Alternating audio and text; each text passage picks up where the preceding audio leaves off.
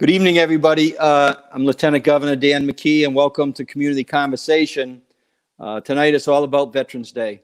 We really are proud of our veterans, and tonight we're so honored to have Lieutenant Colonel Gloria Berlanga, who's works as the Army Chief of Staff for the Adjutant General Callahan with the National Guard, along with our leader of our Veterans Affairs, which is Director Kasim, and former General Reginald Centracchio will join us as well. But Ben, just put up as intro, because we're going to focus directly on the veterans issues tonight. I'm not going to get into any other things, but we will talk a little bit about the need to wear the mask and keep everybody protected, and the role that our National Guard is playing, that we should be so grateful and thankful for, during this epidemic. But run the intro from the director early this morning, where he gathered a number of people to state leaders. As you wake up this morning, this Veterans Day looks a little different. Our state will not let COVID-19 stop us from our efforts to doing what matters the most, honoring America's heroes. To our family members and caregivers, you have continued to be asked to give more and more. You are truly a hero to our heroes, playing important roles in the health and well-being of our veteran loved ones.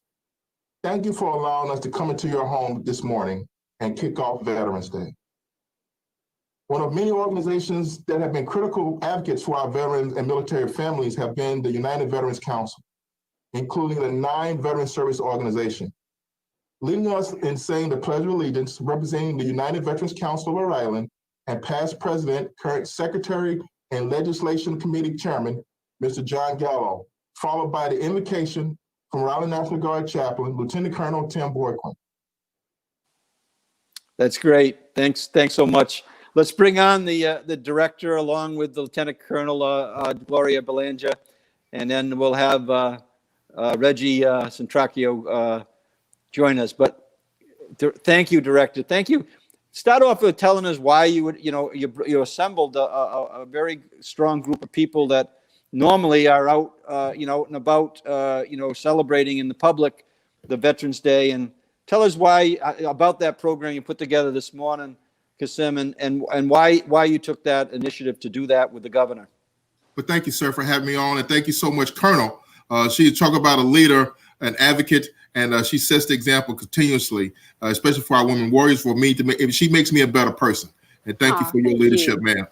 Thank you. Gov, when I before COVID, travel all over the states, all over the country, we hear my colleagues, other directors come in, they say, Rhode Island is so amazing.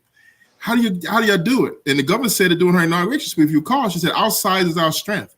We have the unique capability of getting all of our general officers on the same page, honoring America's heroes, our congressional delegation, our military. The work that they've done through COVID it's been phenomenal. But when you talk about federal, state, local partners, you gotta bring our federal VA partners to the table. And those 2 directors, we are blessed to have them, and they are 5-star across the board. Anytime I pick up the phone to assist the veteran, they intervene immediately. And yeah, so that's why, yes, sir. Right. And our veterans and military families need to hear from our elected officials, our military, to see what they mean to us, and to hear from them that we are a priority in this state. That the governor said it through her speech, and that's putting an example, especially when we're talking about a veteran population that's less than, and Captain McGyver said it today, less than 1% of our population are served, and that number is getting smaller and smaller. So it adds more credence and importance to this message. Yeah, well, Director, we're going to get more in depth on why and who our veterans are, not only nationally, but specifically here in Rhode Island, and the things that your office is doing to serve those. But Colonel, tell us a little bit, why it's important, your service. Thank you again for your service as well as our director. But tell us what Veterans Day means to not only the active duty that you work with in the National Guard, but also many National Guard members that are now retired and are veterans in a way that we all recognize. Well, thank you so much. And first, if I can say thank you for this opportunity on behalf of General Callahan and the command staff, just to talk with Rhode Islanders and to remind people why it is important to remember today, because it's all about service. And while there are different types of service, as we've seen in the last few months, medical professionals, first responders, Veterans Day is unique because it's trying to remember those people who have served in uniform. And not only the service member, but as Kasim pointed out, the families and the employers of those service members. And particularly now, as we've been at war for 19 years, we have a larger number of veterans than probably in the history of our nation since probably World War II. So, especially in Rhode Island, we've got a very tight veterans community. It is ever more important to remember today and to pause and reflect.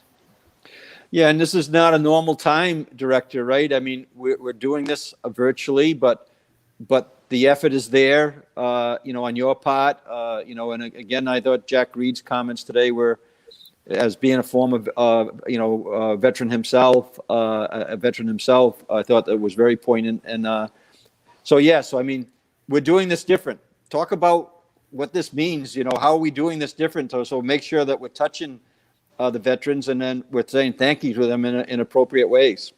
Yes, sir. Nothing says nothing better about epitomizes Rhode Island than water fire.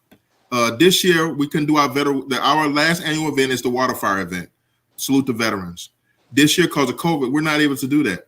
But the team got together, collective minds, and on Saturday at 8 p.m. PBS local networks, you will see a 90-minute presentation of the 2020 Salute to Veterans Water Fire. That encompasses everything that's beautiful about this state of ours. And look no further than the water fire. And to put that display together, the same group that we've had, I think Lieutenant Governor may make an appearance on that water fire event. On a spoiler alert. So, it's so equitable, but that's the difference, Lieutenant Governor. Shifting from virtual, that's been very hard on a lot of our elderly population because it's all about getting together, networking, sharing stories. Now this virus, we can't do that, especially so close to Thanksgiving. It's just a horrible situation, but we have to press through it because we know that there are war fighters that are out there on the front lines right now defending this nation, so we can come together in a virtual setting to get together peacefully, to honor America's heroes, and more importantly, their families. Yeah, tell us a little bit how people can watch that, Director, that Saturday night water fire. So, yes, sir. So we have two major streams. Right now, PBS has agreed to partner, and it's going to be aired live at 8 p.m. on this coming Saturday, the 14th, through the PBS local network. It's also going to be streamed also live on Facebook as well. So if you go to Facebook, Google Water Fire, the links are there. And also check your local networks at 8 o'clock p.m. Your local PBS will air it also.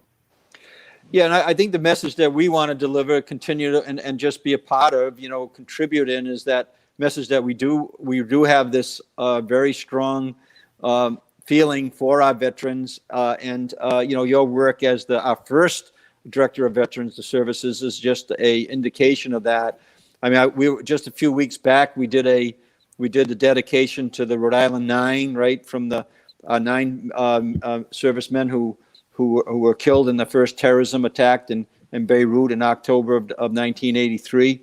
And that was another indication, that was kind of for our Gold Star families. But our Gold Star families, they serve just as much as those who served, as well as other families. And I think you've made that point very clear. I thought on that day, on that dedication, the families, there was some level of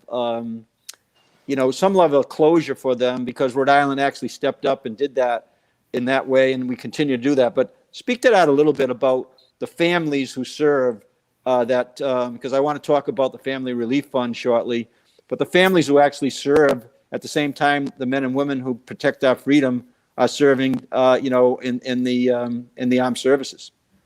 Yes, sir. General Callahan talks about this all the time, how we continue to ask our families to do more and more. And the demands on our military are not diminishing. They only grow, rightfully so, because they're the best in the world. We're no near competitor. And so that means that if you're that focused downrange, then at home, your family, we got to be as laser focused on taking care of their service through our various family assistance centers, through our utilization of our VA, through our governor's office as well. Lieutenant Governor, you have been instrumental with connecting us with small businesses, connecting veterans, listening to them and reaching out to them also, and connecting with my office so we can get them the various wraparound services and assistance that's needed. And since it's a community, to deliver a collective impact. And I love that I live in Rhode Island because we're a small state, big heart, but more importantly, we can get the right people in the room to address any concerns that we have. And Colonel, but tell us how many active National Guard there are in that, during this COVID, and the impact that's having on their families, because that's one thing I know that the Adjutant General is very aware of. As Director just said, the families are serving as in a similar way as those who actually serve. But tell us about the active duty and the impact that's having on their families. Oh, absolutely. We've actually been calling this an at-home deployment since the beginning of March. So we peaked at just over 900 soldiers and airmen, and we currently have a little over 500 soldiers and airmen, continuing to support the whole of government approach for COVID response. But it is a challenge. It's a continued challenge for those families, because at the same time, we still have soldiers and airmen deploying and redeploying. And there is an expectation when you're at home that the tempo of operations will slow down a little bit. And Kasim, I know you've probably heard this many times, but it's not now. It's actually more involved and engaged than we have ever seen it in our history. So it is absolutely presenting a challenge, and we're trying to increase communication with the families to ensure we understand some of their challenges, and be open and honest with them and supportive of them, so we can all get through this together. I mean, this is why we're here. So it's a good news story, but it's also a story of how families continue to rally around their service members, but it is a difficult time. It is, and we know that veterans date back to wars since World War I and prior to that. So in our family, my dad served in World War II in the Army Air Corps, and in the Pacific area right during the time that the war was still active. And so my dad died in 1986, but we still remember him in a way today, not only every day, but today. And my mom's still living at 92. So we talk about that today, and so we know that the families are forever impacted by those who serve, and that's one of the reasons this year. And Ben, if you could put it up, where we're really focused on the Army, the Military Family Relief Fund, which we have been making an effort to, and I want to just talk briefly about the importance of that fund, because that fund raises dollars, and it appropriates grants to families who are here raising, keeping their households alive. But when you active duty, your National Guard, Colonel, many times their income will decrease because they're full-time active duty, and they go, they leave their jobs, and in many cases the revenue that comes in from those jobs. So this relief fund is something that helps restore and helps keep those families whole during the time that the men and women in their family are serving, to keep us safe and keep us free. Absolutely. The offset. That's wonderful. Yeah. So that helps pay for some of the, the rent and the utilities, or the car payments, or the mortgage payments.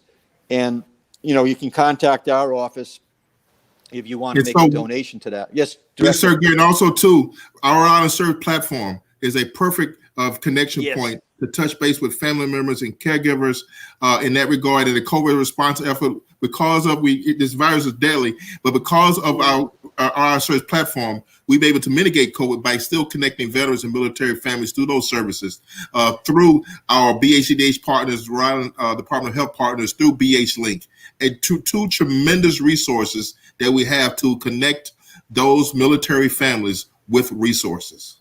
Yeah, Director, that's a fabulous, site, and give us the way that people can get there, and Ben will put that up as well to kind of give people know that the veterans, they do have a home in Rhode Island, and you've made that through your efforts, through your office, a lot more active than it has been in the past. Although we always try to do well by our veterans, but I think at this moment in time, because of your work and the governor's, appointing you to that being first director. Tell us how to access that information if you're a veteran or your family of a veteran.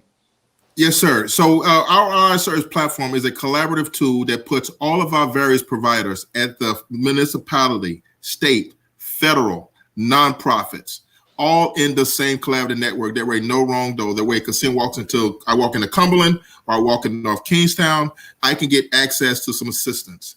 And it full ranging in terms of getting access to healthcare, what my benefit, my entitlements are. I need some help with my utilities, affordable housing, and all of those legal assistance, transportation help. All of those items are on the table so we can connect our veterans and military families. And we know too now, because the season's changing and the higher need for housing and a priest need for assistance with their utilities right around, because the holiday season is right around the corner. Yeah, so we'll get that up before we leave. I'm not sure where Ben is right now. He's right quick putting all this information up. But I want to, anybody who's watching this out there, and we know there's hundreds that are, share this out, make your comments, ask your questions about, how the director can, be helpful to if you're a veteran family.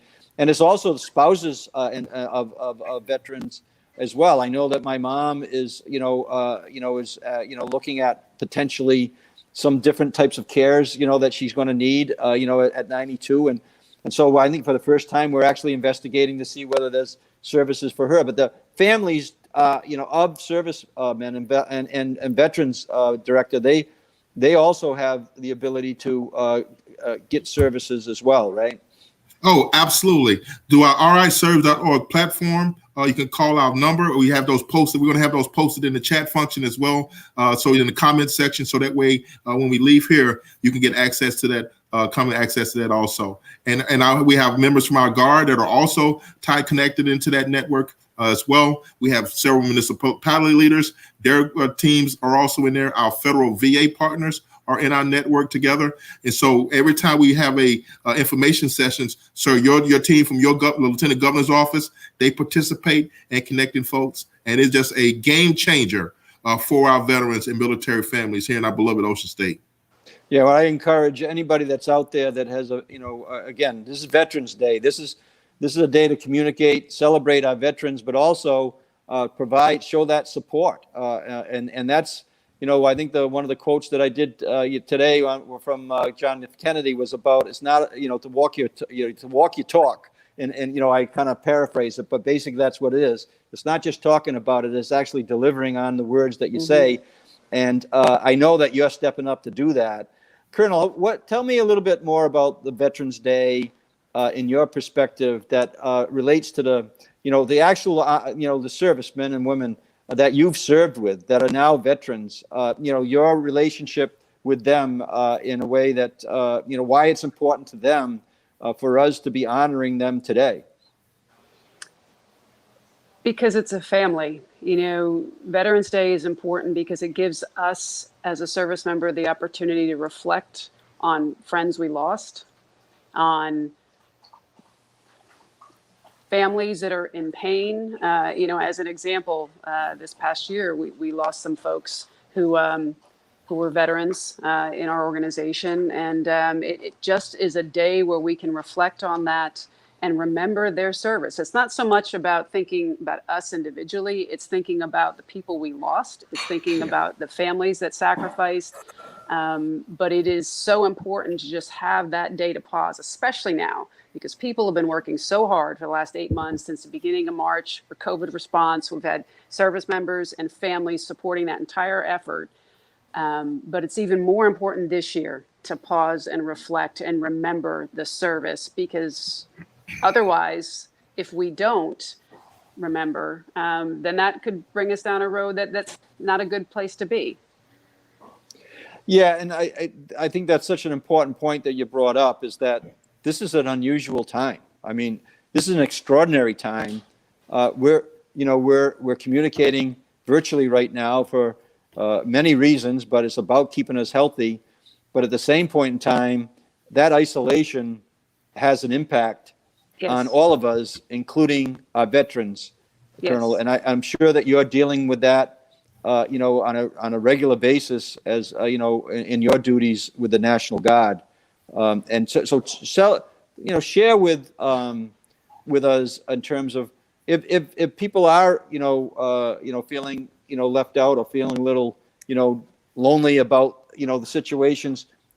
What's your advice to those families? So there are many. Well, first of all, that you're not alone, and to reach out, because everyone, I think, now is feeling a little isolated, and that's normal.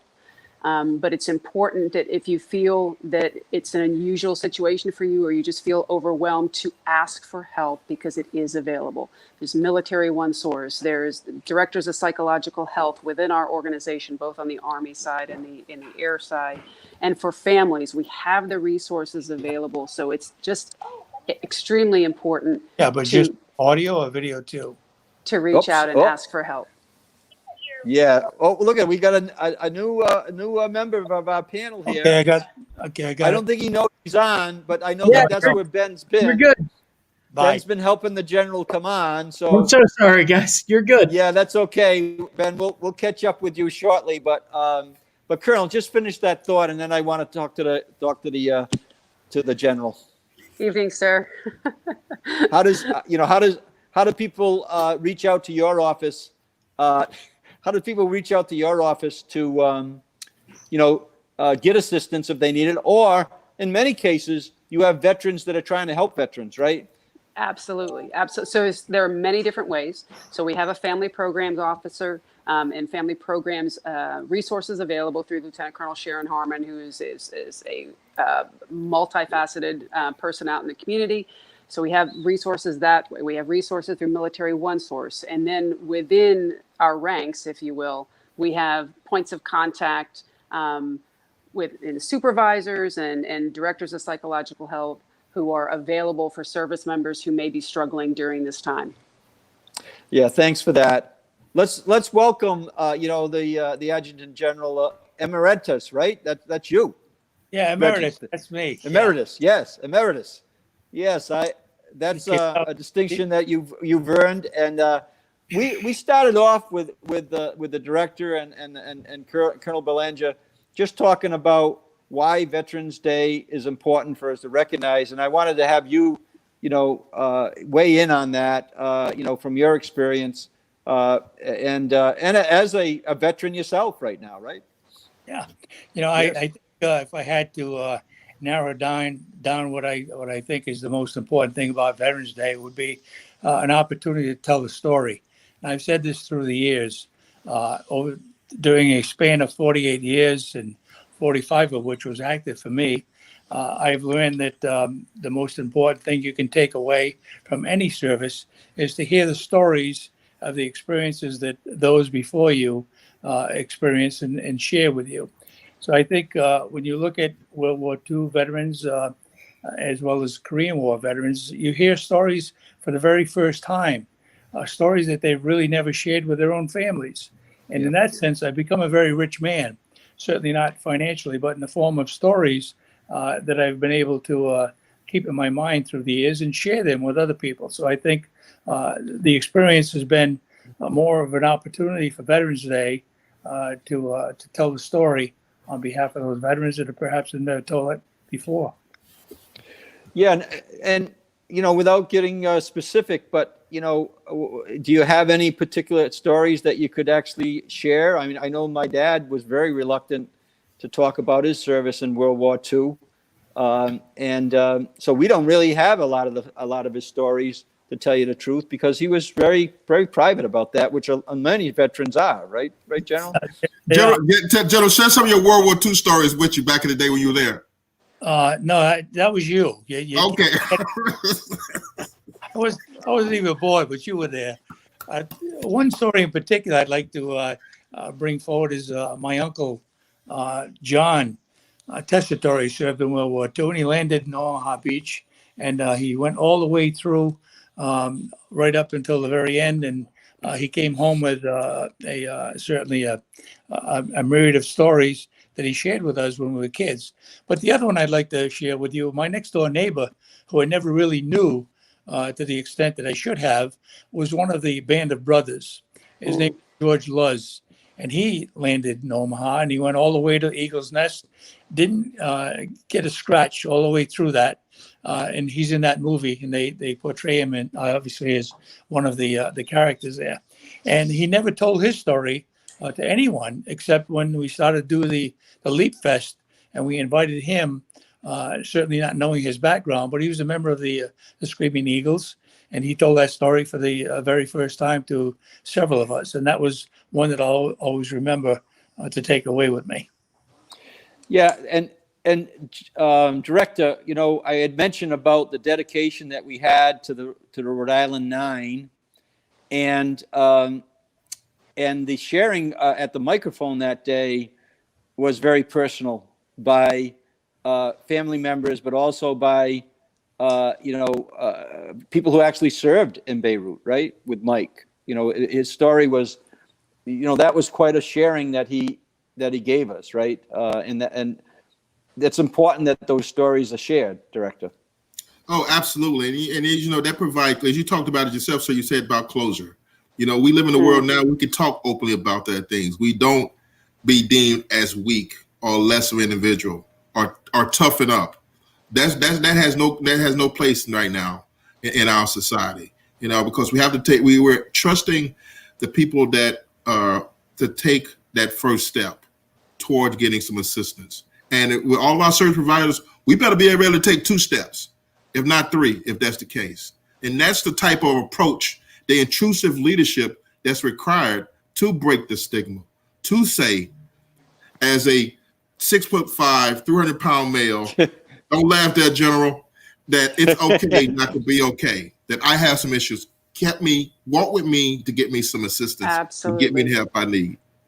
Absolutely. If I may pull on that thread. Yes, please. Please join in, and I'll help manage this. But please, it's a good. Just step right in, please. Well, it's such an important point because that stigma is still there today. After everything we've learned the last 19 years at war, it is still a reality because many folks like myself have been in, for almost 30 years, beyond 30 years, and that's a hard habit to break. So it's important that the leadership stays on that and keeps the message coming that, like Kasim said, it's okay to say, I'm not okay. I need help. I don't need to go on the 4th deployment or the 5th deployment. It's okay to take a step back and to realize and get myself help and make myself a priority. Yeah, and I thought, again, go ahead, General. I want to make an analogy there. When you listen to World War II veterans as well as Korean War veterans, they were not so apt to tell their story. And I think it's very appropriate to make that analogy today that kids coming home from Iraq and Afghanistan and other places around the world are somewhat reluctant to tell their story in a different way. They don't want to share what they've experienced, and certainly they don't want to share what they feel. And that's Yes, sir. an obstacle that needs to be overcome. And not to mention our Vietnam vets. They weren't allowed to say nothing. Exactly. And so we turn our back on that generation of vets too. And imagine the stigma that's associated with that. And then finally coming out to be able to talk about things, telling a Vietnam veteran, welcome home. That has so much power by saying that simple phrase to a Vietnam veteran. It speaks, you can't put a price tag on it now.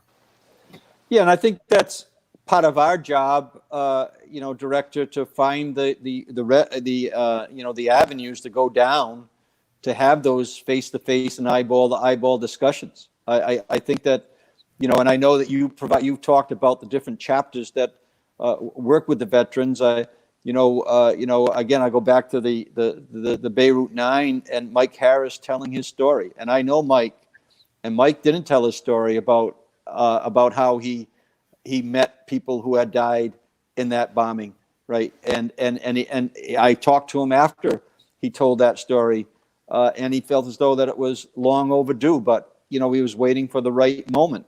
So what's the message to the veterans who are out there? The people who live in Rhode Island are going to learn, and they're going to gain a great deal of knowledge through sharing, and it seems to work both ways. So what's your recommendation to follow up on what Reggie was just saying about the need and the value of telling stories? How can we make that happen? Well, one component is through Senator Reed's office, the Library of Congress. He spearheaded that for us here a couple months back, to where our veterans can go tell their stories. It was at the library, at Cranston Library. We kicked that off, like I said, last year this time, and it was phenomenal work that Senator Reed through the Library of Congress to jumpstart that as one component. The Korean War, the Millennium, the 100 Millennium Centennial that we did, that was another great venue to where we can let those veterans, the family members, tell the stories, to recoup some of those archives for their families and caregivers, for general inquiries. You can utilize our vets.ri.gov website. And like I said before, I get that email, my staff members get that email, and we take action to assist you, to connect you with those various resources.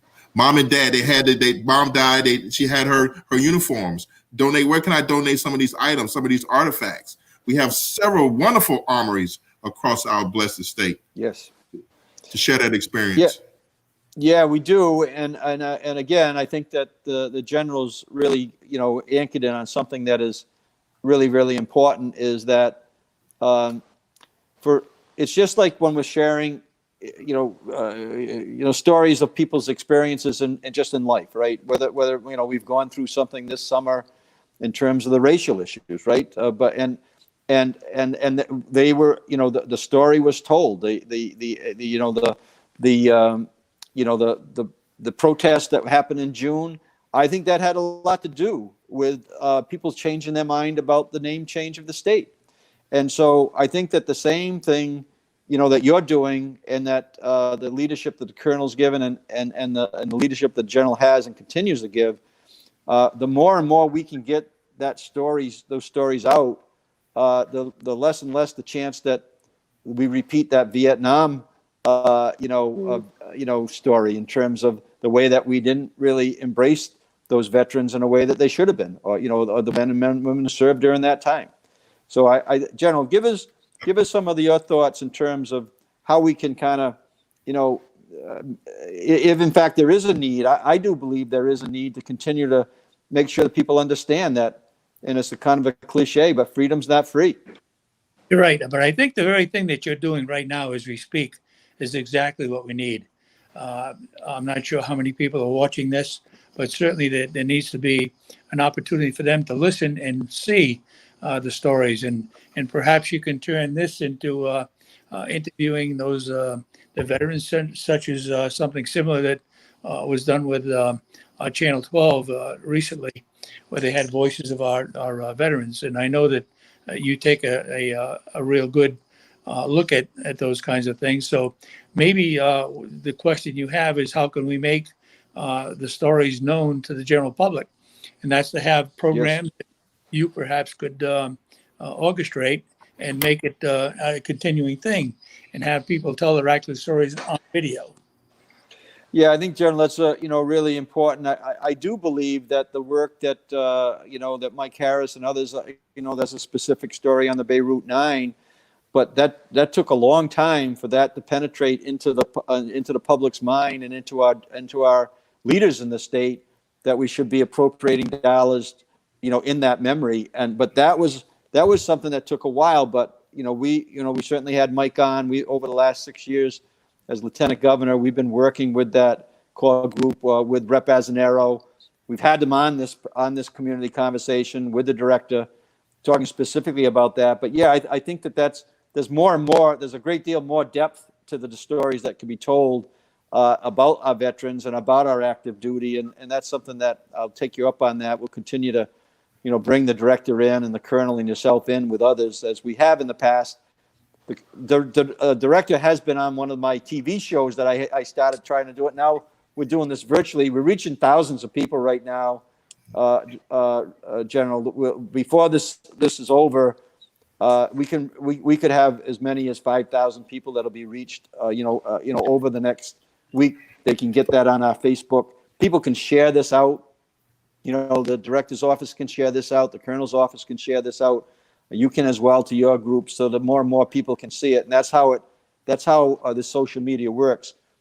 Thousands of people could, there may be only 50, 100 people, 200 people watching this right now, but thousands of people can see this. And we gotta, we need to do this. And that's why Veterans Governor? Day is so important. Yes, Colonel. If I may elaborate on something the general was saying as far as an opportunity now. I think with what's gone on in the last 8 months or so within Rhode Island, as well as the National Guard's support to the whole of government response, there is a story there. And it's important to capture what's been going on. We've been assisting in every aspect of COVID response, as well as the civil unrest and civil disturbance in June. So there are some tremendous stories woven within that response. So Yes. any of those opportunities that the general was talking about, whether it be through this forum or others, it might be a good time to try to capture those as a way of expanding knowledge to the general public at large. Gloria, I'm on board with that. Good, General. You bring up an excellent point, Gloria. I'd like to just add a little bit to that too. And, we keep talking and focusing on veterans, which is certainly appropriate. But we need to keep in mind too that I often used to refer to my responsibilities as a three-legged stool, which consisted of not only the veteran, but his family and certainly the employer. And without each of those legs in place, it would surely fall. So maybe we could take a different approach to telling the story from different points of view, not only from the veteran's point of view, but from the employer, who is certainly responsible to the traditional guardsmen and most importantly, the family too. Yeah, and this is a good time to do it. I talked a little earlier about the Operation Holiday Cheer that Lieutenant Governor Fogarty started. We continue to do that. I know, General, you were involved with during that time frame as well as we are on the Family Relief Fund. So our office has been positioned not because of the work that it was work that was prior to me that I really have dug into and embraced with enthusiasm. But yeah, these are the type of things that help us tell the story. So right now we got Operation Holiday Cheer coming up. It's going to be different. As you know, and as the colonel and director know, this is, providing care packages that say we love you to all our men and women who are serving outside the state during the holiday season. Hundreds of people would normally come to that, to help out. We're not going to do that this year, just like the director just said. The water fire celebration is going to be different this year, but we're going to continue that with the Blue Star Moms to do that piece. And then we've adopted the Family Relief Fund, the Military Family Relief Fund in our office right now. We've set a goal to raise $50,000. We just got a really strong $10,000 gift that is going to get us, we're already halfway there, and our goal is to reach that by the end of the year, but hopefully by Thanksgiving we'll be a good portion of the way there, and people can donate to that as well. So those are things that our office historically have been involved in. And as I mentioned this morning, when the director had, all the general offices and all our congressional offices and others to pay tribute to our veterans this morning, that, we've been honored in our office to do just what the colonel is suggesting we do, and you are as well, Reggie. So, yeah, help us make it happen, and we'll be able to, we'll definitely use the influence of our office to tell those stories. And the more stories we can tell, Director, the more energy we get to be supportive, right? Yes, sir. Absolutely. Yes. So I want to just thank everybody for being here tonight. I'm going to give everybody that last kind of a go around on, why Veterans Day is important and why we need to, continue to honor our veterans. And also at the same time, as the general said, the families that are of veterans, and also our active duty as well. They all wrap into the same package in terms of how important they are to protect our freedoms. But, Director, why don't you give us, your thoughts, freely in terms of why we should be really honoring and why we're taking the time tonight to express this need that we have to say thank you. Well, thank you so much, sir, for having me on as well. General, sir, you're always a scholar and a gentleman, and I always continue to learn more from you. Gloria, you always inspire me to do more. And again, and so it's taking action about a rejuvenated action to serve our veteran population. Our growing population demographic right now are our women veterans. And so guess what? Recently, the last couple of months, I've hired a women coordinator to lead our women warrior effort, taking action. And if you're going to serve a population, you got to have a demographic to be there to represent that population you're serving. It's just that easy in that capacity. Colonel Berlanga talked about having an array of ways to get access to help and assistance. Please take that first step to assist us through our service platform, connecting with your local leadership, municipality leaders, to connect with us through our serves, through BH Link, an array of options for us to serve our population. Yeah, thank you, Director. And, I'll just say to you, thank you for your service as well. From my spot as Lieutenant Governor and, not having been in the service, I've learned to, really respect more and more every day the work that you're doing. So thank you for your past service and your current service. Appreciate it. Colonel, that'll give us kind of your last feelings on why this is important. Why would we take the time during every November on the 11th to say thank you to our veterans? Well, I think we continue on with what General Centracchio said. Don't let the story stop tonight. All right. Just because Veterans Day may be over, if you meet a veteran between now and the next Veterans Day, listen to their story, hear it, and continue to spread it on so people learn about the sacrifices and what it takes to keep this country free. That's the first thing. And the second thing I think is very, very important for folks listening, or for those of us who may have family members, in difficult situations, is to reach out. There are resources available to help. So don't be afraid to reach out. The resources that Kasim mentioned earlier, that I mentioned, if you're within the organization, that are there, people to help 24 hours a day, 7 days a week. So you're not alone and people are there. But thank you so much for the opportunity to be here tonight. And Kasim, thanks so much for your continued leadership. And boss, it's great to see you as always. Well, Colonel, I get the chance, this opportunity to thank you for your service. And we, really appreciate the leadership that you provide, along with the Adjutant General Callahan, and the way that our office has been, really accepted and embraced. And so, people out there watching this, use us as a resource as well. We can connect you right into the, to the National Guard office or the Director's office. Just call us 222-2371. We're doing that on a regular basis, and I can just tell you that we've never not had our phone answered by the Director or the National Guard. So thanks again, Colonel, for your service. That's why we're here. Thank you. You got it. So you bet. General, give us why it's important to say thank you. Well, I can share with some observations, I think, and that is that I've been in the military since I was 17 years old.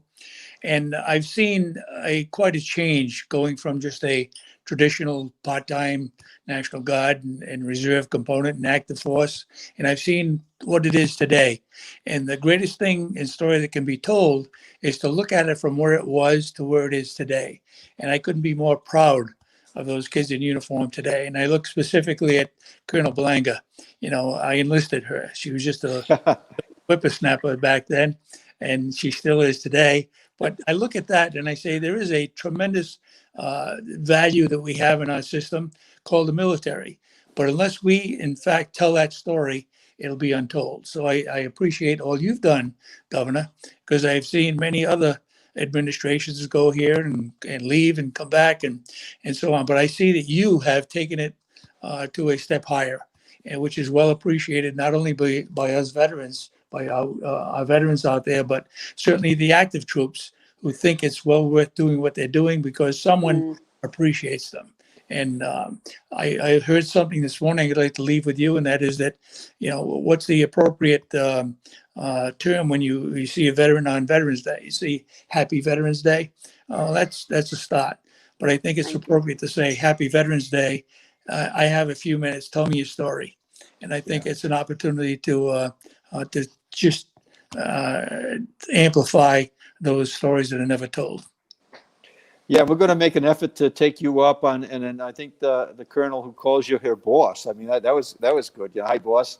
We're going to take you up on this story strategy. We'll get a cup of coffee out in that cafe in Situate like we had last week, General, and we'll talk about that. Just a sideline on the boss thing. When I was the adjutant general, they used to have boss on my telephone ID. So when it would ring, it'd say boss. They would never answer the darn thing. So Oh, no. We would answer, sir. Yeah. Well, I know there's You forgot the exclamation points. So it was boss. It said exclamation point, exclamation point, exclamation point. There you go. Well, again, I'll say, General, thank you for your service.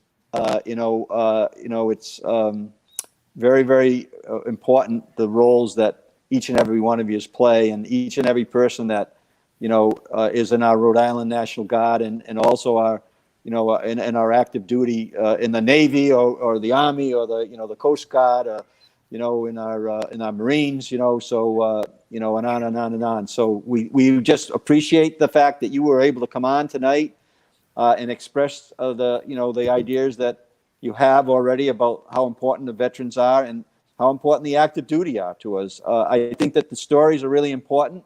I think especially for people who are, like you just said, the world of service is different than today than it was when you were serving originally at age 17, General.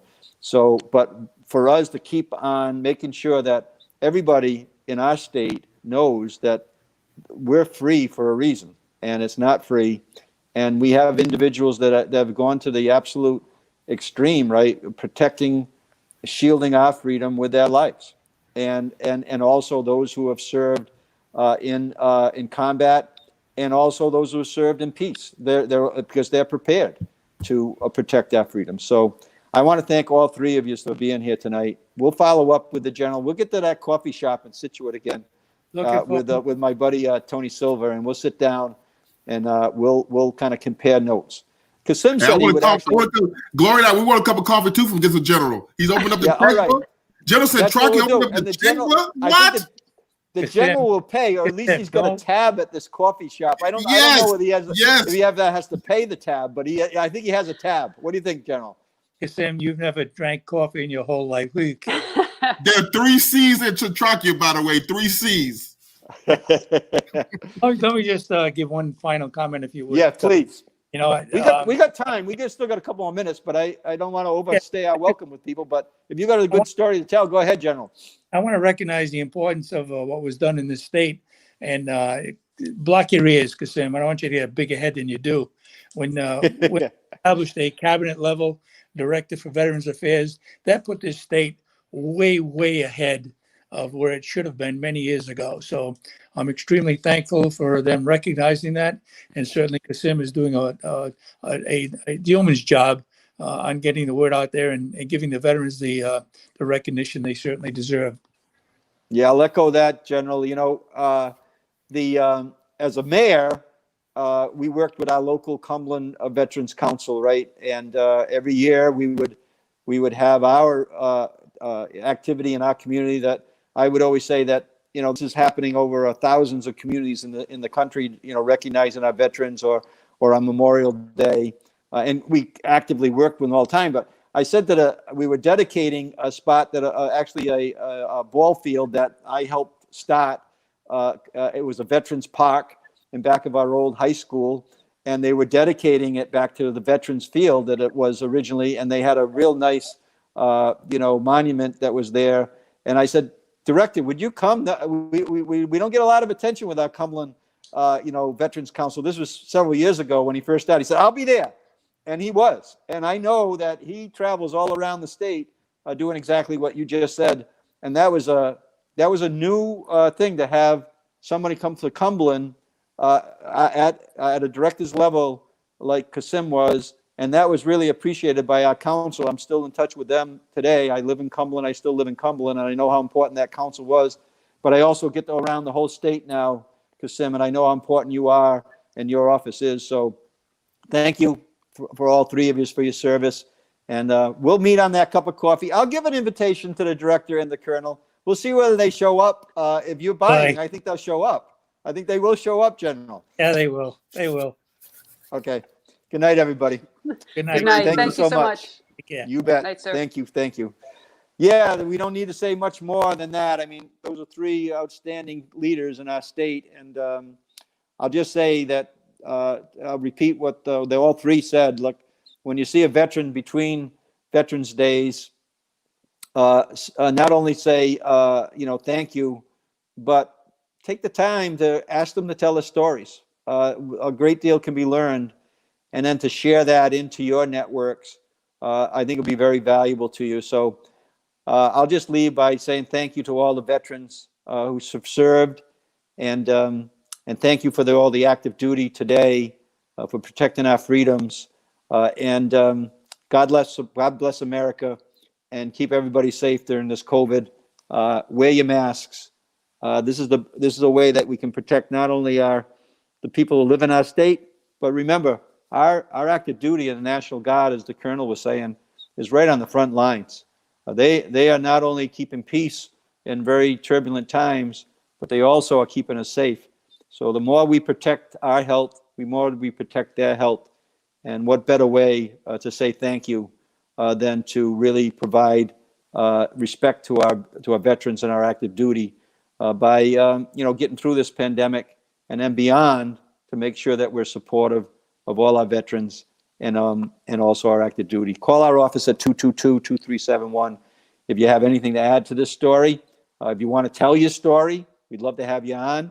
And if there's anybody out there that's looking for help or knows of a veteran that needs help, call our office. We'll connect you in with the right people, and we'll get you answers. So thank you so much for joining our community conversation tonight.